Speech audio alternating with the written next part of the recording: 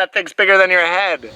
As you can see, I'm surrounded by deciduous trees with lots of shade, and there's a little stream right behind me here. This is the perfect place to find stinging nettle. It's the beginning of May here in South Dakota, and this is the perfect time to come hunt this plant because it's still young. Once it gets over about 10 inches to a foot, it really becomes less palatable for me to cook. When identifying this plant, look for a spear point shaped leaf with teeth along the outer edges. But honestly, the best way to find this plant is if you look closely, you can see all these fine hairs running down the stem and on the covering the leaves, which is why you need to wear a glove. Just grab the stem, cut it at the base, and repeat this over and over. Oh, you think you're so funny.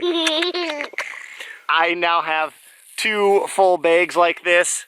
I could honestly stay out here all day. Every footstep we take, there is just stinging nettle. To cook the stinging nettle, I like to wear a glove on one hand and a scissors in the other, then chop it into 1 to 2 inch pieces. Then add some vegetable butter, salt, and onion powder to your frying pan. Put your nettle into the frying pan and kind of smush everything around. Add just enough water to cover the bottom of the frying pan. Cook it like this until all of the water is gone and the leaves get just a touch crispy. That's cooked perfect.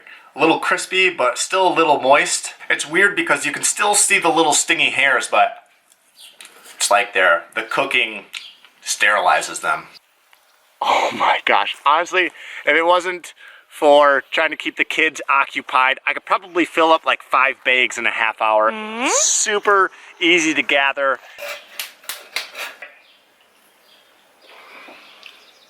What do you think? Yum, yum, yum.